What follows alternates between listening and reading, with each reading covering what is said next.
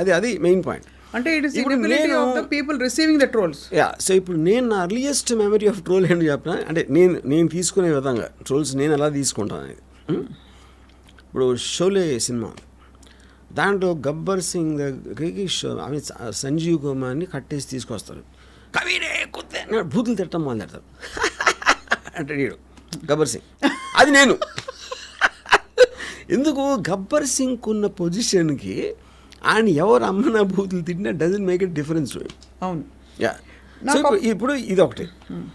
ఇప్పుడు ఏంటి అది కూడా నేను కొంచెం నవ్వటం కూడా, కానీ చాలాసార్లు ట్రోలర్లో ఉన్న క్రియేటివిటీని నాకు నచ్చుతుంది. నాకు ఎంత దారుణంగా నన్ను ట్రోల్ చేస్తే నేను అంత ఎంజాయ్ చేస్తాను. దారుణం అంటే అర్థం ఏంటి, ఎంతో కొంత క్రియేటివిటీ ఉంటుంది. అవును. ఇప్పుడు ఇప్పుడు ఫర్ ఎగ్జాంపుల్ ఏమంటారు, నీ కూతురు వయసులో ఉన్న దాంతో నువ్వు డాన్స్ చేస్తావరా సిగ్గులేని ఎదవా అని అన్నాడు అనుకోండి సపోజ్ ఒక ట్రోలర్. నేను ఈ వయసులో కూడా నా కూతురు వయసులో అమ్మాయితో చేయగలుగుతున్నానని నేను చాలా పెద్ద గర్వంగా ఫీల్ అవుతాను. వాడేమో అలా చూస్తున్నాడు. అప్పుడు నేను అది ఆడికి అర్థం కావట్లేదు పాపం అనుకుంటా. సో అది the way you take it and the way you interpret it is the point. Correct. ఇప్పుడు ఇంకో పాయింట్ ఏంటి, సపోజ్ అంటే మీరు ఎమోషనల్గా ఎఫెక్ట్ అవ్వటం అంటే ఏంటి, మీ గురించి మీరున్న పొజిషన్ గురించి వాడు నీచంగా మాట్లాడుతున్నాడు. అప్పుడు మీకు కోపం వస్తుంది, బాధ వేస్తుంది, లేకపోతే ఏదో సంథింగ్ లైక్ దట్. నేను ఎప్పుడైనా సరే అవతలోడు నా గురించి మాట్లాడితే నేను అసలు వాడు ఇలా అంటే నేను ఎందుకు ఎఫెక్ట్ అవ్వాలి ఆలోచిస్తాను, వాడి గురించి ఆలోచన అసలు I think about myself, why would I get affected, why should I get affected అని దాంట్లోంచి మీకు ఒక అండర్స్టాండింగ్ వస్తుంది. కరెక్ట్. ఇప్పుడు ఉదాహరణకి ఒక పాము ఉంది, పాముని చూడగానే భయం వేస్తుంది, లేకపోతే మీరు చంపడానికి ట్రై చేస్తారు, ఏమో అరుస్తారు, ఇది చేస్తారు. ఎందుకు, పాము కరిస్తే మీరు చచ్చిపోతారు. బట్ అప్పుడు ఆ పాము ఏంటి, అది ఎంత ఫాస్ట్గా వెళ్ళగలుగుతుంది, దానికి చెవులు ఉంటాయా, వైబ్రేషన్స్ ఉంటుందా, లేకపోతే అసలు దాని బ్లడ్ స్ట్రీమ్లో దాని పాయిజన్ ఎలా పనిచేస్తుంది, ఇది అది అన్నీ మీరు తెలుసుకుని అప్పుడు మీరు దాన్ని డీల్ చేశారనుకోండి, దాని పక్క నుంచి వెళ్ళిపోవాలా, ఇగ్నోర్ చేయాలా, వెనక్కి తిరిగి వెళ్ళిపోవాలా, దాని మీద నుంచి దూకాలా, లేకపోతే ఏమన్నా మీకు ఆప్షన్స్ ఉన్నాయి.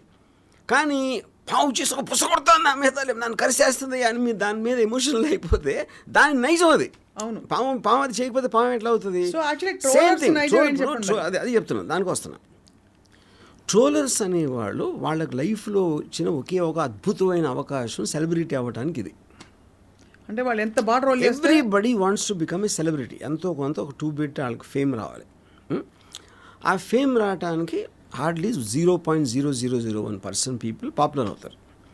కానీ సోషల్ మీడియా ట్రోలర్స్ ఏంటి, వాడు చేసిన ఒక వెరీ ఇంటెలిజెంట్ మీమో, లేకపోతే ఒక ఫ్రేజో, లేకపోతే దాని మూలాన వాడికి లైక్స్ వస్తాయి. అవును. ఆడుకున్న దాంట్లో.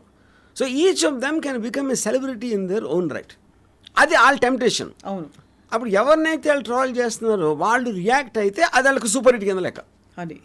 అది సూపర్ హిట్ సినిమా కింద లెక్క వాళ్ళకి, ఎందుకంటే అవతల రియాక్ట్ అయ్యాడు కూడా. కానీ అప్పుడు మీరు only way to counter that is ignore them. ట్రోలర్స్ని ఇగ్నోర్ చేయటం తప్పిస్తే వేరే విధంగా మీరు ఏమీ చేయలేరు.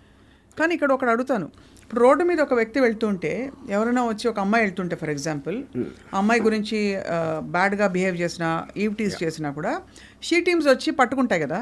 మరి trollers they are doing the same thing in the virtual space. Why is that not an offence? ఎందుకంటే ఇట్ ఈస్ నాట్ పాసిబుల్. ఇప్పుడు మీకు ఫ్రీడమ్ ఆఫ్ స్పీచ్ ఉంటుంది. సో ది సైబర్ లాస్లో ఇలాంటిది మీరు క్వాంటిఫై చేసి దానికి ఏం సెక్షన్ అప్లై అవుతుంది చేయడానికి this was never taken into consideration in the constitution. Right. So we don't have the enough laws. ఇప్పుడు బూతులు తిట్టడానికి ఏమిస్తారు, ఏమిస్తారు. ఇంకా the number of trolls which happen thousands and thousands. మీకు పోలీస్ ఫోర్స్ ఎక్కడ సరిపోదు, ఎవరు nobody will be able to do that. అవును. అది చేయటానికి it is an impossible task. మీకు రైట్స్ వాళ్ళు వేసాడు, ఎవడెవడు వేసాడు అని పట్టుకుని ఎలాగో పాసిబుల్ అది, యూనో. కరెక్ట్. ఇప్పుడు ఇంకోటి ఏంటంటే, ఇది ఫిజికల్ ఇంజురీకి మీరు చెప్పిన దానికి మీరు ఏ మాట వాడితే ఏమవుతుంది అనే దానికి, ఇప్పుడు పాలిటీషియన్స్ బూతులు తిడతారు అవతల పార్టీని, పాలిటీషియన్స్ వేరే వాళ్ళని ఎవరినో తిడతారు, ఏదో ఇష్యూలో మాట్లాడుతూ ఉంటారు. డైరెక్ట్గా మన లీడర్స్ అనుకునే వాళ్ళే అంత ట్రోల్ చేస్తూ ఉంటే ఇంక మీరు వేరే వాళ్ళని ఇంకే ట్రోలింగ్ ఏంటి? అవును, అంతే కదా. అదే కదా బేసిక్గా. మీరు సెటైర్ చేస్తున్నారు, ఫన్ చేస్తున్నారు, ఇది చేస్తున్నారు, same thing what they are doing. అవును, అందుకని ఆ విషయాన్ని ఇగ్నోర్ చేయడం తప్పిస్తే వేరేది లేదు. కానీ ఇక్కడ ఇగ్నోర్ చేయకపోవడం వల్ల అది వెళ్ళి ఎస్కలేట్ చేయి, గొంతెత్తి మాట్లాడు, ప్రశ్నించు అన్నట్టుగా పాపం పవిత్ర వెళ్ళి దర్శన్కి చెప్పడం, అతన్ని సీరియస్గా తీసుకోవడం, అండ్ తర్వాత జరిగిన పరిణామాల్లో ఇవన్నీ బయటపడడం ఒక చాలా సీరియస్ ఇంకా ఎంతమంది లైవ్స్ ఎఫెక్ట్ అయిపోయాయి ఒక్క ట్రోల్ వల్ల. యా, అది కూడా గమనించాలి కదా. So how come then that we don't have or should we have laws? నేను అదే అంటున్నాను. ఇప్పుడు సపోజ్ నేను పవిత్ర గౌడ ప్లేస్లో ఉంటే I would have just smile. నేను చూసిన ఒకవేళ అది నా నోటీస్కి వచ్చిన వాడు అన్నది, I would have smile because I should know that he's ఒక పని లేనోడు ఎవడో, పని పాట లేనోడు ఒకడో. పని పాట లేనోడు చేస్తారు ట్రోల్స్, వేరే వాళ్ళు ఎందుకు చేస్తారు? People are busy, will never troll. అవును, వాడు అంటే అప్పుడు ఇప్పుడు నేను వెళ్తాను, అదే ఎగ్జాంపుల్ చెప్తాను. If she didn't even react to that, ఇదంతా ఎందుకు జరుగుతుంది? రైట్, కరెక్టే. అది పవిత్ర అన్న పట్టించుకోకూడదు, లేకపోతే దర్శనాన్ని చెప్పొచ్చు, ఏదో అవుతారో వదిలేండి, అయిపోయింది, వదిలేండి, అయిపోయింది అక్కడ. దాని తర్వాత ట్రోలర్ ఏం చేయలేరు కదా. మీరు వాడు చేసిన దానికి రియాక్ట్ అయితేనే దాని పరివేశనం వస్తుంది. రియాక్ట్ అయ్యి అనుకోకుండా ఊరికే ఒక చిన్న జలకిద్దాం అన్న ఒక పర్హాప్స్ ఒక ప్రయత్నం వికటించి ఈ విధంగా అయింది. చూసి ఒక్కసారి మీరు డిసిషన్ తీసుకున్న తర్వాత ఇంక మీ చేతులు ఉన్నది కదా, అంతే. You can't control the role of what the decision you made. Correct. ఇప్పుడు ఉదాహరణకి నాకు మెనీ ఇయర్స్ బ్యాక్ ఒక పర్టిక్యులర్ ఒక ఆస్పెక్ట్లో ఒకటి విపరీతమైన కోపం వచ్చింది ఒక మనిషి మీద. హీ నోస్ సమ్ ఫ్యాక్షన్ గా ఆ టైంలో. తనకి చెప్తా ఉంటే ఇలా చేసాడు అన్నాడు, అది నేను మౌన్ చూపించలేకపోతున్నా, అది ఇది అని చెప్తా ఉంటే ఆ ఫ్యాక్షన్ లీడర్ చంపేద్దాం అన్నాడు. చంపేద్దాం అంటే ఈయన టెంప్టెడ్. ఎందుకు? మీకు విపరీతమైన కోపం వచ్చినప్పుడు ఏదో చేయాలని అనిపించడం అనేది మానవ సహజం. అవును. ఇప్పుడు ఒక కెపాసిటీ ఉన్న పర్సన్ ఉన్నాడు మీ దగ్గర,